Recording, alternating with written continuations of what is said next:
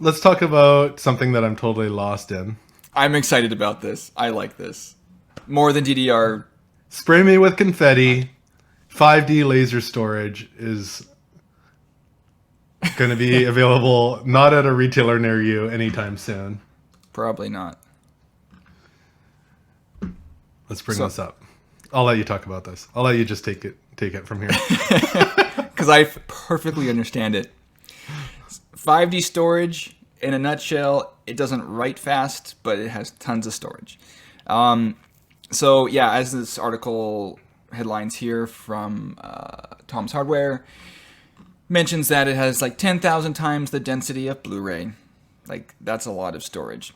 So like on this, I think it was saying 500 terabytes.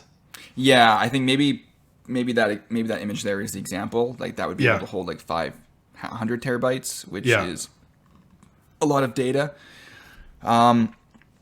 So they're doing this by using a laser and writing to basically glass and like in voxels, like in 3D space. So they're using like, yeah, I know this. It's a little bit beyond the average person, including myself. I'm not able to really fully understand it, but they're using the dimensions of the glass, and they're using different elements of like even the direction or something, and they're able to use that as another like binary source.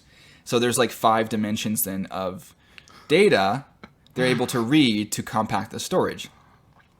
So using so it's a complex system and it works, but it only writes, in this article it mentions they're only able to write up to like 230 kilobytes per second, which is very slow compared to modern stuff, but fast enough for plenty of tasks.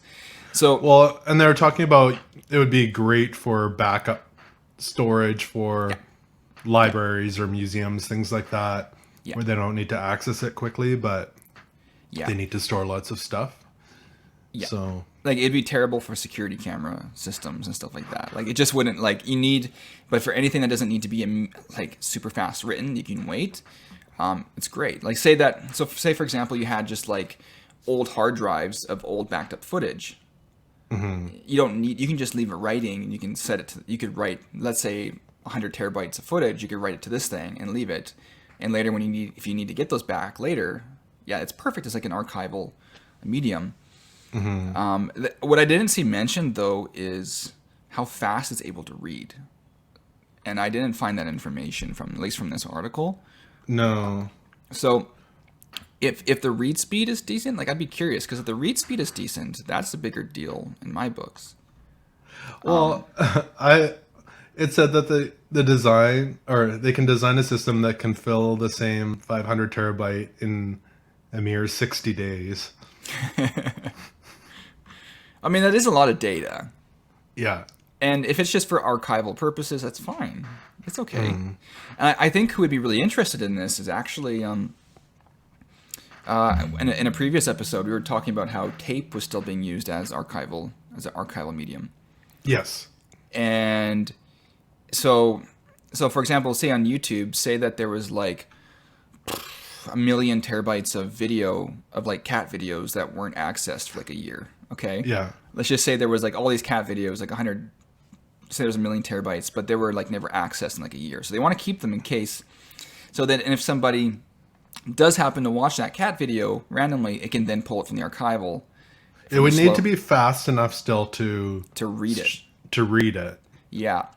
So that's where backing up the writing doesn't matter, but as long as it's quick enough to read it. I was even watching, and I think they're already doing this to a degree, because I watched somebody's video of like their portfolio, and it had very few views, and it was like 5 or 6 years old. And I noticed that when I was watching their, I forget what it's called, their videos of what the work they've done on, I noticed it was taking like 5 to 10 seconds for the video to buffer.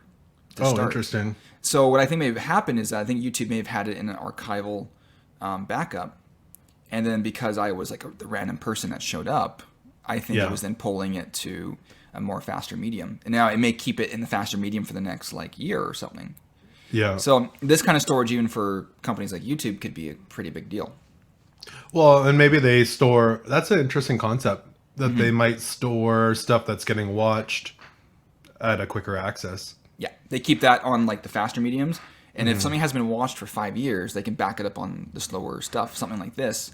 And it might turn into someone having to wait 5 to 10 seconds longer for the video to buffer because you're the first person to watch it in 5 years. Yeah. And that's a reasonable, because most YouTube content's being watched frequently. There's new articles and new things, and that stays in the fast medium. But for those random one-off videos, so. A cat video from 2012. Yeah. Those things don't need to be in their fast storage, and if somebody has to wait 5 seconds for it to buffer, whatever. Yeah. So, anyways, it's cool tech. And also to mention, they tested it out, and it was 100% accurate in reading back the data. So it's still experimental, but they were able to get high accuracy in the readout, which is good news. It is pretty cool, and it does baffle my mind that you can store stuff like this on basically a piece of glass. Yeah. Like it's pretty cool. And as I said, it seems very similar in this article. It seemed very similar to the data cube from, what was the movie? Total Recall? No, not Total Recall. I can't remember. And it was very sci-fi. There was a movie, 2049. What was that movie? Anyways. I'm not sure. But Sci-fi. Doesn't this piece of glass also look like the Windows logo? It does. It does. It does. Yeah. Good job, Ken. And it has nothing to do with Windows, but that's as much as you understand the whole article. yeah. And I still didn't get sprayed with confetti, so